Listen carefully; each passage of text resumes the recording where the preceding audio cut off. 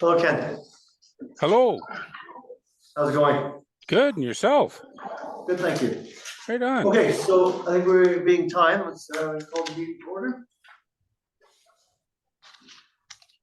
To acknowledge that we are on the Sal's traditional territory.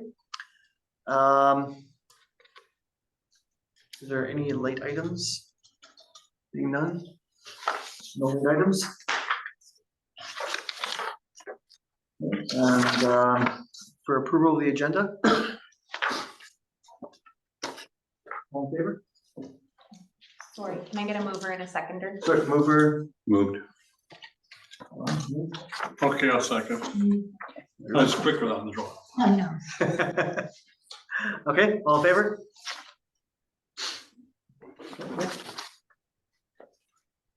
Alan, was that yes? Ellen? In favor of the agenda? Oh, yes, I'm sorry. Okay, it's okay, it's okay. All good.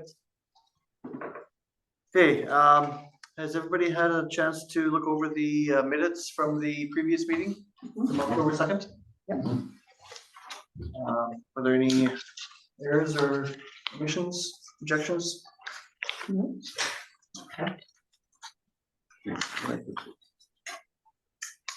I'm going to move that they be adopted, accepted, or whatever. Accepted, okay, perfect. Do you have a seconder? Second. Ron? I forget I gotta speak.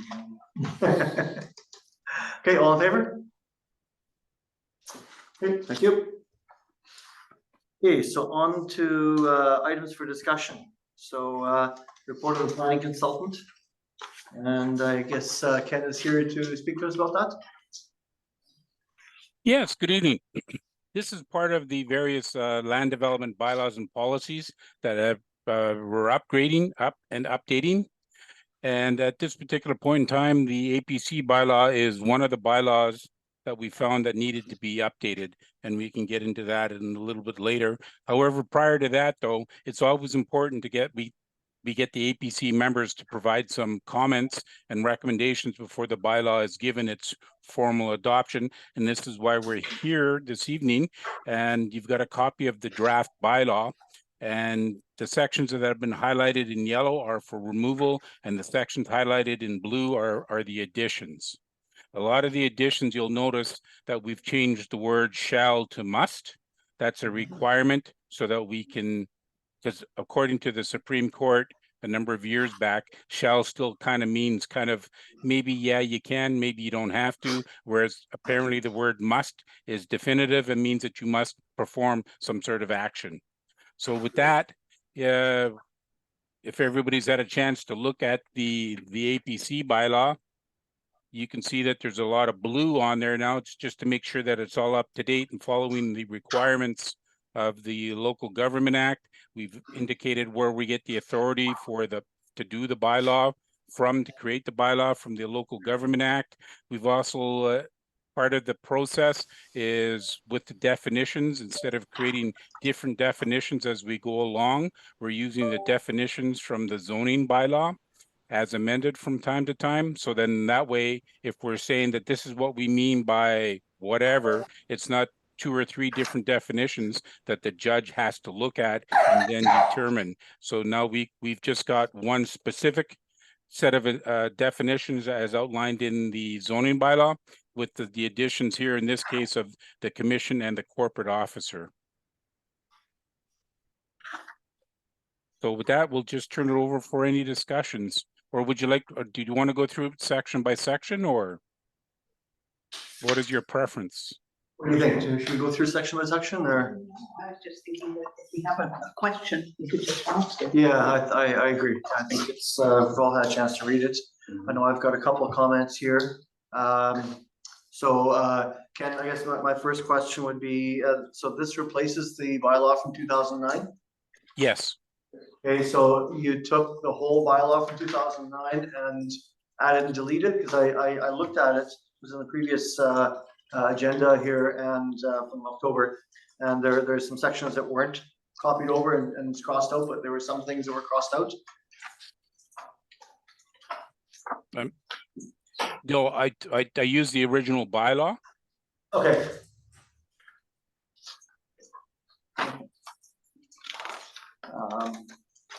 was a page on it called terms of reference, APC. And I guess that's insulted in here as well. Yes. Okay. Bylaw 1006. So, I think for myself, something that has bothered me and really came up at the last time we met, the last proposal, was that the drawings or the presentation really didn't accurately reflect what was proposed, and also didn't include the requirements of the design guidelines for the Village of Harrison. To me, that then made the whole project not seem like what it should be. Okay. I know there was some discussion during the meeting about, okay, maybe we could change this and this, but that was then in reading the design guidelines, that was then more closer to meeting the design guidelines. I think that the presentation should have reflected that better at the time. Okay. So that's the first thing, and then the other thing is actually, I think it's a suggestion that Kim mentioned, was that artist renderings should include buildings surrounding the proposal, so that we have a better accurate reflection or accurate comparison as to what the new building being put in will look like with the surrounding buildings, just a scale drawing.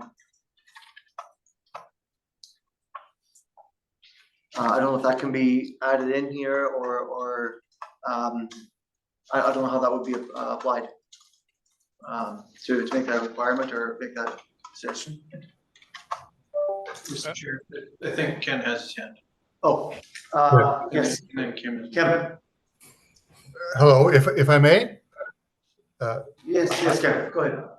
the item on the table right now is the rewording of the bylaw that gives the our committee its marching orders, more or less.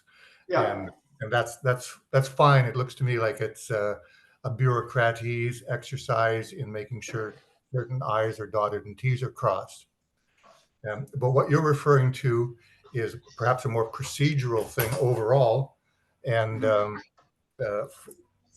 for example, I do think that proposals incoming, there should be requirements, and especially things along Esplanade, for example, should have a streetscape that goes across the street, shows the sidewalk in front. But there are a number of refinements to what a proposal should contain, in my opinion, that we could talk about.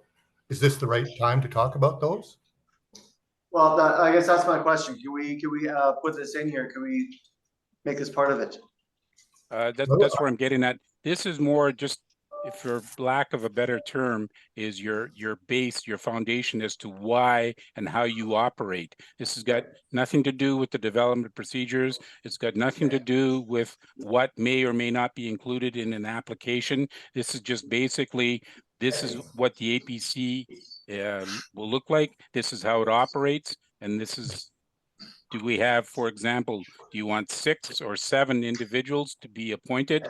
Those sorts of questions are answered at this point in time. The development procedures. If I may, does this structure give us then the initiative to make suggestions to the design proposal process? No, No. only if it's referred to you by the council.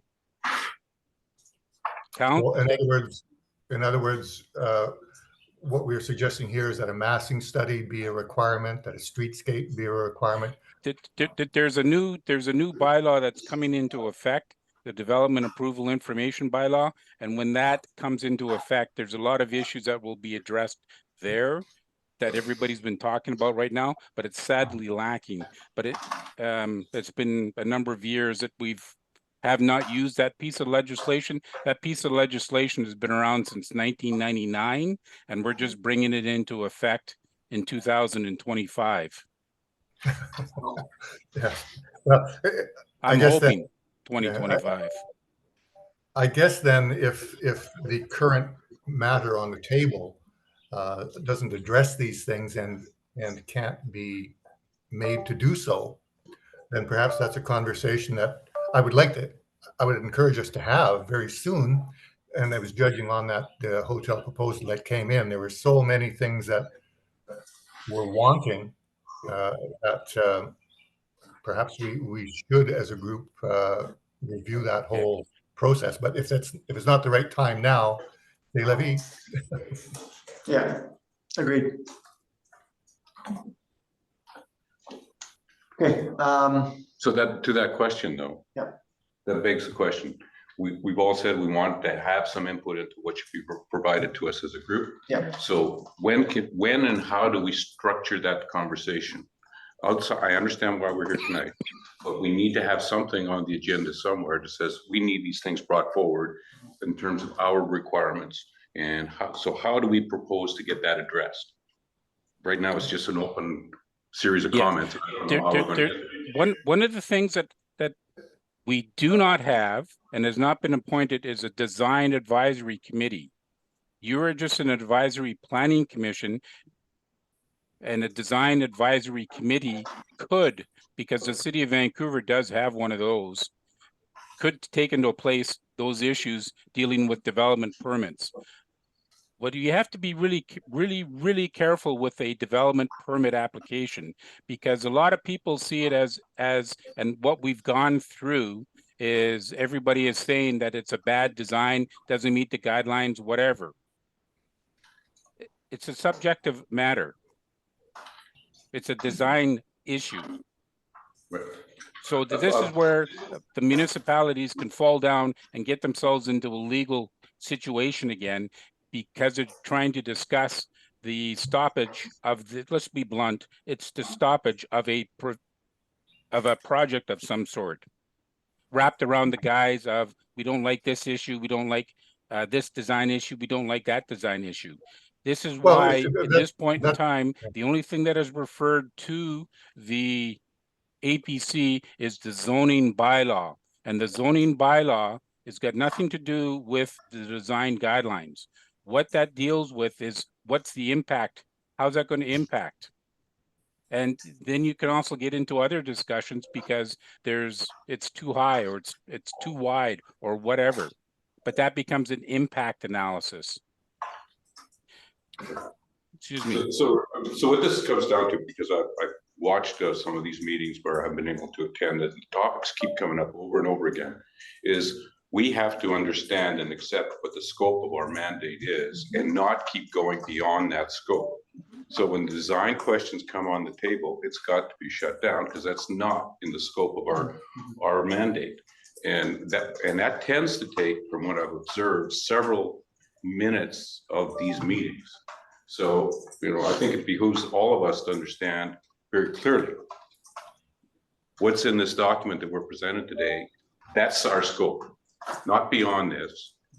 And as much as emotionally we'd like to get into design and evaluate how it would look within the village, that's not our mandate, as I understand it. that's correct. So as long as this reflects that, fine. Now, we can debate whether our mandate should be different, Yeah. but that's not what this is. Yeah, Correct, agreed.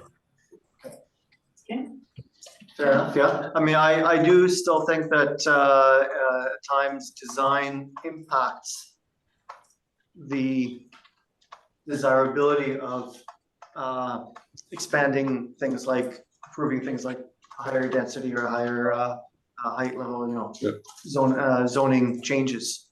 So I still think they go hand in hand, but I not according to agree. this. There's a correlation, definitely. But Mhm. according to this, that's not what we're here to do. We can subjectively on the side provide our personal thoughts, I would imagine.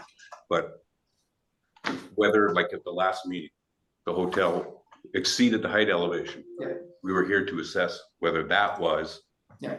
appropriate, nothing more, Mhm. Mhm. as I understand what this is telling me. Correct.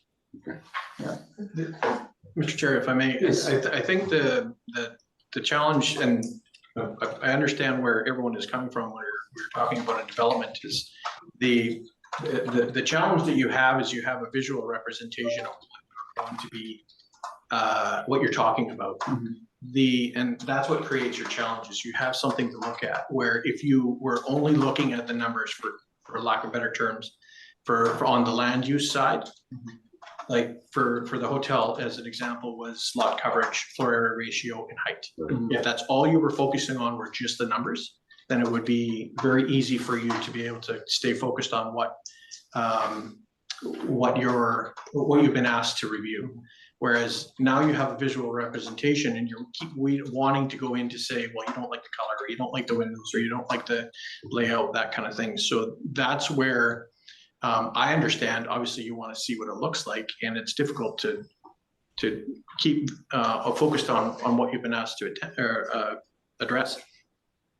So like Ken said, I mean, if council's desire is to establish a design committee, like a commission, then that would be up to them. And then of course it would be another process of appointing people. Whereas the mandate of this committee right now is to look at the land use issues that relate to the zoning bylaw. Okay. Fair enough. I still maintain that the way it looks impacts. I 100% agree with you, So, but what it looks like doesn't impact the land use issues. no, fair enough. Yeah, fair enough. Okay. But categorically, why would we allow or approve of anything varying from the land use policy? If they want to go over height, then how they're going to achieve that's very important. Why they're going to go for the extra height is very important. So we can't just deal with it statistically. Otherwise, why would we approve them getting extra height? Okay. Or not setting back, et cetera, et cetera? If I may too, we have to remember that it's only council that approves. You're making a recommendation. Or You can recommend always in say, favor. you can always say as a group that we are not in favor of this, and that's the recommendation of the APC. But it has to be done through the APC, that we don't want it to go to whatever meters. But if we want to say keep it we're at not that. in favor, And if we're not in favor because of these reasons, and the reasons are design related, is that stepping outside of our boundaries? To say that we're not saying stop the project. well, you We're saying have the to project remember will- that you haven't been asked to review the design guidelines or the design development permit. You're just asked to look at the zoning issue, and you don't have to agree with the zoning issue. They want to change the height from X meters to X double meters. You know, you can say, no, we don't like that. We could also, when we're saying we don't like that, take into consideration why they want the extra height. Can we not? Like if Yes. it's- Yep. So. Yeah, and that's the whole thing about planning. They may say that we're going to go to whatever 600 feet, but they're going to give us 95 new car parking stalls. Does that weigh out or give anybody a community benefit? I don't know. That's what the purpose of this discussion would happen at this table. And what the parking stalls look like, we don't care. No, But what the outside looks like to if we're walking down the beach, we care. No, we don't care. Well, apparently we don't, but we do. Yeah, fair enough. yeah, Whose you mandate- can still. Not as It's easy. human nature. It's human nature to go to this all the time. This is not a discussion or that you're having that's separate from any other community. But we have to just draw a line that we're not looking at the design guidelines. We're looking at the land use perspective only, and go from there. If the two may come in between, it'll be a difficult situation then, but because you're asked to look at the zoning issues associated with it. You know, for example, as you know, you might want to know that whether or not there's enough community water, is the roads wide enough, that sort of stuff, as you're looking into it. What are the impacts? Sunshade studies, those sorts of things. Yeah, Mr. Chair, thank you. I think the best way for this commission to look at development is almost look at it like a cube. Don't look at the building as, you know, having different levelations and all that kind of stuff. Now, obviously, that is a consideration for exceeding a height for like under for an elevator shaft or second floor or that kind of thing. But essentially, when you're looking at the numbers, it's a cube. A certain distance from the property line, certain height from the ground level, certain area that it's going to be covering on the lot, that kind of thing. So that's probably the easiest way to, when you're looking at the land use issues. Again, everybody's saying is very difficult to when you're looking at the building visually to not want to wade into that discussion. Yeah, very much so. And that's the other thing, when we get the reports, like with the new development approval information bylaw that's coming through, which basically means how's it going to impact the sewer, water, and a whole bunch of other things? How's it going to impact community facilities? Maybe you'll require a study on X, Y, and Z. And that's where the recommendation comes into play, because then we take all the information that's collected through the referral process, because you're a referral agency. We take all of that information after the public hearing, and we look at the agency comments and say, this is what they've said, this is what the public hearing has said, and then we put it all in front of council. Then council says yes or no to it, or we need additional information. I think from my perspective, and I hope I'm sort of speaking for all of us, that clarification is probably one we'll continually require to hear, because it's so integral how it looks and how it masses within the zoning and all of that. But thank you for that clarification. And I'd be interested to know whose mandate it is then to look at it from a design perspective. And if that committee ever gets formed, I'm assuming that we'd all be interested in sitting on that committee as well. Thanks for the clarification. Sure, not a problem. And be prepared to repeat it again. Oh, yeah, well, yeah, it's been that way since I've been here, 2016. That's why I'm saying you're not alone. Yeah, it's a fine line. But getting back to the wording of then the description of the current mandate, I'm sure that it's been thought through by the various parties that need to, and I don't have any objection to any of it. Yeah, agreed. Alan. Thank you. It's hard to know how to approach this, because when I look at the purpose, I think, what is the essential purpose of having a commission in the first place? To advise council. And the purpose, it seems to me, as I've said, and I'll refer to my notes about this, is that as an advisory group, we have another set of eyes to look at the proposal. Now, if legislation says that our eyes can only see this a certain way, and that this is the way we have to come up with it, it's handicapping the people that are being asked to give advice. Now, it's no secret that I've talked from the beginning about suggesting terms of reference. Whereas, because there's two things with respect to having a commission. One is what it is. And that's defined by legislation, and it's set out in a bylaw. To me, the more I think about it and the more I hear us talk about it, it's almost a handicapping and a restrictive environment in which to work and how we expect to be able to do it properly. But anyway, I'm not going to change my thinking about this, because I haven't heard anything that convinces me that we need to do it. What it is the bylaw. The bylaw says how many, what the requirements are, et cetera, how many, then the, you know, different things, like it says in here somewhere that the council reports in writing. Now, the one nice thing about this is that we no longer expect that the council can just look at our minutes and decide what we were trying to tell them. Because that was the most dysfunctional part of it, especially when they had to wait 6, 8 months, 10 months for seeing the minutes in a formal way. And so our minutes will always be the property of the meeting. And that's just simply, what did we do during the meeting?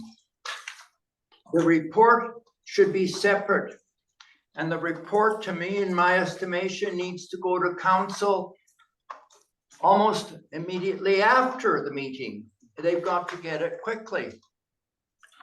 And I just said, and that comes down to what it is that we do, not who we are, but what do we do? And that's where I get into terms of reference. And I may be trying to, because we're not just a standing committee with terms of a reference, although I sometimes think we'd be better off if that's the route we took. But we are that extra set of eyes.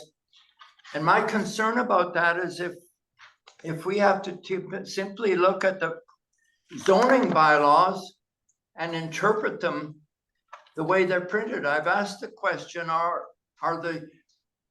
mean, I can cite you a specific example of something that met the bylaws setback, but it defied common sense. The nits and grits of the zoning bylaws, how do we know that our zoning bylaws have properly determined elements in it, the setbacks and so on? I did ask at one point, do our setbacks and do the terms of our zoning bylaw meet? Are they similar to the other ones around us? Or were they made in Harrison? And I'd like to see that. I know at one point the former mayor made a proposal that have everything looked at and analyzed, and it was probably one of the few things that I agreed that he did. But I think that we have to look at this. And the other thing is, as I look through this, if we're another set of eyes, then we should be able to do that job in a proper way. Council is very, very busy. They're left with the responsibility of making the decision, but the more information they can receive. Now, for that extra set of eyes, see, council has to consider the strategic plan, the OCP, and now the design guidelines. And I'm still uncertain after what Mr. Cossey has said tonight, whether these design guidelines have any authority, but they are part and parcel of what happens. What does form and character mean? That shows up fairly often. And to me, if we can reflect on that, if we can use our eyes, we're lay people. We're not experts. We're not inspectors.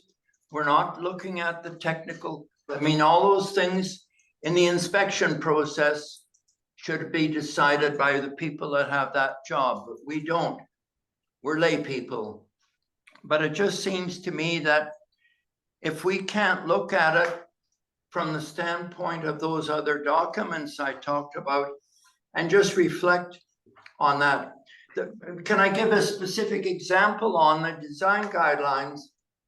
And that was the idea that in the design guidelines, it's quite clear that in this jurisdiction where this proposal was set up, the maximum height of a building under the design guidelines in the location that's covered by those two lots, 206 and 207, was 4 stories. Yeah. And that in some cases it would be 3 to be set back. And that was to deal with the shadow and the blockage and all that sort of thing. And yet, does that show up in our zoning bylaws? I don't think so. So I'm a very practical person. I try to think my way through is what has to be done? What's the best way to do this? And I don't claim to be an expert, and I can be all my ideas, you can shoot me down, that's fine. But I'm just saying that if we have a structure that handicaps us or handcuffs us, then are we not letting the council down in the long run with what kind of information we could provide under freer circumstances? And if we had terms of reference, as I talked about, that would describe it, that would fall outside the legislation. The legislation can determine what we are. And by the way, in a referral, what is it that makes it decision to refer in the first place? Not every development or proposal gets referred. Does council do this? Has council ever made a referral in recent years where the planner didn't suggest it or propose it? And if the planner doesn't say it should go to the APC, does council not bother with that? Who calls the shots here? Is it the planner or is it the council? The planner may recommend, but it's up to council. And if the planner doesn't recommend, I'm not sure, I could be corrected, there might be one, but I think that the occasion was, I think maybe there was one occasion where somebody said it should be referred to the APC. I don't think it ended up being referred, but they suggested it. Anyway, I'm not going to talk all night on this. I think it's quite plain where I'm coming from, and I do it from my heart. I have a strong feeling about being responsible to the village, doing the best job for the village. And to me, to do the best job for the village is to make sure our council is properly and fully informed based on the guidelines set down by not just the zoning bylaws, but all those other documents. And I'll leave it at that point. Great. Ken, do you have any comments on what Alan said? Yeah.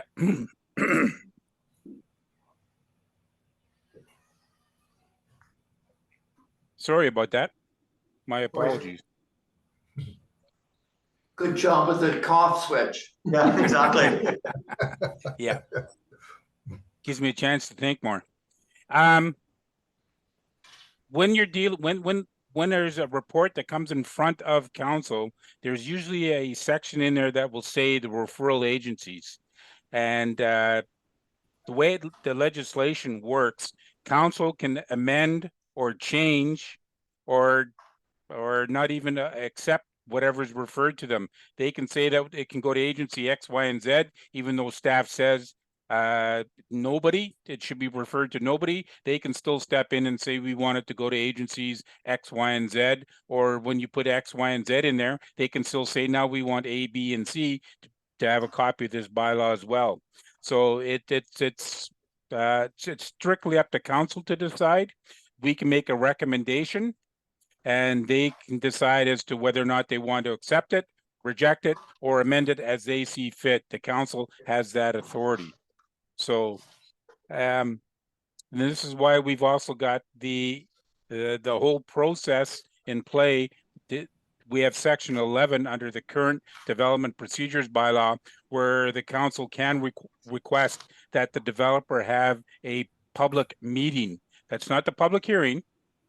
It's just a public meeting so that they can present and have discussions with the community prior to it even going through the process of the rezoning or whatever, so that a lot of these answers or questions and answers can be addressed.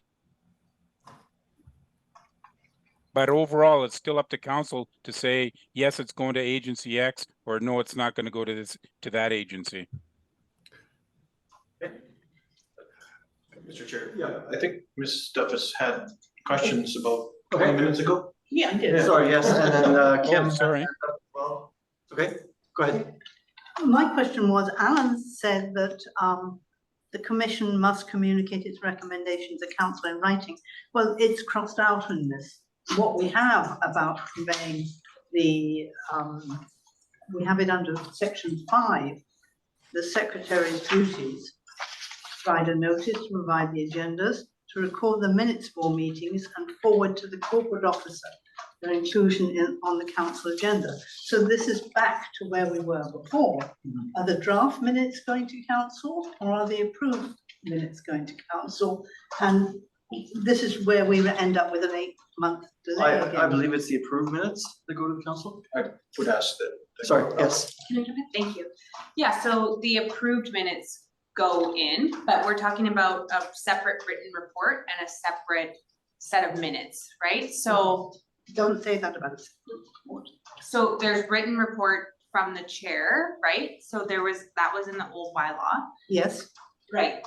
But the minutes are not, the minutes are where you decide to make your recommendation. yes, And what we've been doing is incorporating that recommendation into the final report so that council gets everything at once as a package. okay, so this, again, if you go to section 5, that's the only time that it's mentioned I can see, because the other one is crossed out, although it's not highlighted in yellow or whatever it was meant to be, it's got a line through it. And it just says to record the minutes of all meetings and forward to the corporate officer for inclusion on the council agenda. So there is no report. So here we go again, is that those minutes got to wait for the next meeting? Because last year we had up to 8 months between meetings. They do wait until the next meeting, but by the time council reviews the approved minutes, the report from the planning consultant may have already gone to council. So they would have your recommendation, they just wouldn't have But where the, would they get the recommendation from? from the minutes, The so. minutes haven't been approved, No, but the draft goes to the chair okay? and we review, so that's what happened. This is a perfect example, actually, is this set of minutes that are in Yes. here right now. They haven't been approved by the commission yet, but they were, the draft set was included as part of the public hearing package when the development proceeded to a public hearing. So the draft set of minutes have been available for council review and public review since that time. And then the recommendation that the APC made as part of those minutes Yes, was included in the report to council last month, I think it was, at the end of last month, where everything was compiled and it all got put together into a report that council reviewed. And now the adoption of the minutes is really an administrative function. It's not. but it's a bit more than administrative function. If you're using those minutes to go forward, it's a bit more than that. Yeah, I wasn't aware that the minutes have been used already in draft form. See what I mean? They're being used in draft form, aren't they? So if one of us saw that something was missing, So we discussed that at a couple meetings ago. yes, And one mitigating factor that we determined was to send the minutes immediately to the chair Yeah, for a yes. final review. yes, So yes, if I'm. it's not in here then. No, so that's a very technical, that would be like something that would be in a terms of reference, not necessarily in a bylaw. Although it says the secretary duties here in section 5, it outlines exactly what happened, but it doesn't say that. So those are required of us by the legislation. So we have to have those things in a procedure. It's part of a procedure, so you have to provide for notice of meetings of the APC. Yep, You have to provide for minute taking and minute certification, which is done through adoption. But in terms of, that's an internal process in terms of sending it to the chair. And I think it has worked the last couple of times that we've done it. And I try to do it right away so that okay. it's that's fresh in fine. everyone's minds. And the other thing too is that these meetings are recorded, and there is a YouTube video of them as well. But hopefully by the time we've created the set of minutes, sent it to the chair, the recommendation is, Okay. yeah. Okay, Yes, that- so I have been getting them. I just didn't realize that that was sort of approval because the rest of the commission hasn't seen them. Yeah. Well, though, if you want to address that component of it, once you get the draft minutes for your approval, you can Send it distribute them to out us. to us and we can provide have a quick turnaround Yeah, and that's advise fair enough. of facing anything That's missing. fair I can do that. Do it that way. You just forward them on. Yep. Okay, Okay, all right. That works. it was somebody, pardon me, so go ahead. So, Kim, Yes, if I may. First off, I'd like to apologize for not being able to address each of you by name because I haven't formally met any of you, and it's the nature of my display on screen here. There's not little name tags. So I'd like to speak to the gentleman that just was going on about the scope of our mandate. I think that we should, it's been made clear to me in this meeting already that we are an advisory planning committee, and we limit our mandate to planning issues. And that's clear and simple enough. And however, we're all, I think, eager to encourage that a design panel, a design review panel be established. And I think that each one of us would like to be on that meeting, or on that committee, and we would carte blanche migrate over to that because we're all eager to sink our teeth into those issues. But this is a advisory planning committee. You're dealing with planning issues in a rather abstract, not abstract, but non-design related manner. And that's just the nature of this mandate. That's what our committee is for. And I think we can work effectively within that, but that each one of us would like this design panel to be in place as soon as possible. And perhaps as a committee, we should recommend that along with our review of these changed wordings into our current mandate. yeah, thanks, Kim. And maybe I'm stepping outside of my realm here to suggest that maybe the two could be joined together. But I guess that would be a question for council, that this design commission be established. I would like to see them merged. Yeah, that the two of them get put I together. wouldn't like. Oh, you wouldn't, okay. I think there's a very specific narrow mandate for what we are today. Yeah, fair enough. Okay. And we need to keep that focus. Okay, And then the design goes everywhere else. Sure. on the design side of things, most municipalities will have individuals like architects involved in it. It's not Yeah. very often that you'll have lay people involved in design commissions. But you got to also remember that the city of Vancouver has a different piece of legislation than the local government act. They have the Vancouver Charter, so there's a few things that they can do differently.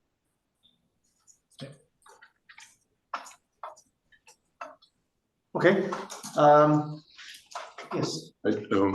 Getting back to our scope. So when I look at the document as presented right now, it's only item 1.2 that refers to the purpose of this advisory planning committee. Everything else is administrative, procedural in nature. So the planning commission has been created to advise council on various land use planning referred to by the commission by council. So really it's at council's discretion what comes to us. And what we ask is that when they refer something to us, it's specific in terms of what they want. It's not ambiguous, because then the moment it's ambiguous, we're going to go all over the place, as you probably found out. Any land use as referred to by the council. So as long as that's the narrow, well-defined purpose of this advisory planning committee. Nothing more, nothing less. Right? Correct. And so the council can interpret what should be coming to us. And they may choose to make that broader or narrower at their discretion, yes or no? Do you want to speak to that, Ken? Yeah, that's their discretion as to what they want and what they send to you. Okay. Okay. And everything else is all procedural in nature, and I have no comment on that. It's all fine. Yep. See, and if I may as well too, if you look at point 2B on page number 7. Yeah. It used to be up to 6 members and the chair, but you don't want to appoint the chair, so we should change that to 7 members. And then the APC themselves pick the chair. Okay. I also saw, pardon me, Mr. Chair, I also saw a spelling mistake on number 5.0 under duties, the commission secretary duties. But that would get weeded out when it gets presented to council. What's the error there? Duties, Yes, under the duties you said. Oh, it's misspelled, oh. Oh, which is Yep, the fix. easy fix. Okay. Any other comments? Questions? So then, I guess, do we have a mover and a seconder? To accept. To accept, yeah, motion to accept, yeah. Okay, To accept with 7 members as opposed to 6 members, right? yes, As, I guess, would it be as amended? Can I jump in? Of course. Sorry, thank you. So are we, the commission is wanting it to go up to stay at 7? Is that what? Yeah. Okay, so are you making more recommendations for discussion, or are you accepting it as amended, or? accepting as amended. Okay, so, or that the committee, or sorry, that the APC recommend, that the APC recommends council that the membership be maintained at 7. Why are we recommending that? Because, as Ken pointed out, that should be. The So- way it would be, if I may, is Yeah. they would appoint the 6 members and then they would appoint the chair. And that's not the way it operates. The chair is selected amongst the first meeting of the 7 members of the APC. So we're taking it out. See, it says right now, council may by resolution appoint up to 6 members and the chair. Yes, no, I agree with that, but why do we have to have 7? Because we crossed out the chair. So Yeah. Is it it's 6 implied- plus the chair? 6 plus chair, we have 7 spots right now, we have 1 spot vacant, Okay, but we have 6 members, including myself as chair. no, I understand that, but I'm just asking why we want to go to this magic 7, because, we have a hard time getting a quorum the whole time. Because that's what it was before, right? Yes. Ken? It's always best when you're having these committees and commissions is that you have an odd number on them, 5, Yeah, 7, okay. 9, because in that way you Yeah, I don't know get that. A tie vote, a tie vote. yeah. No, all right, okay, I'm just. Okay, no, good question. Makes sense. Okay, Okay. so we're accepting, Subject to. subject to the change to 7, yes? And the spelling. Okay, I'll put me down as. Should we moves Second, on second? All in favor? Oh, Kim would even put up his hand. oh, sorry, Kim, yes. Thanks, Kim. I'm not sure. That's how I cast my vote. Yes, that's good, that works. And now I lower it intentionally, deliberately? Okay. There we go.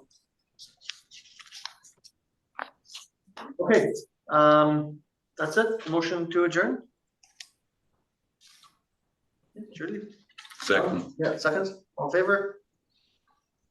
Thank you very much. Good. Okay, thank you. Thank you.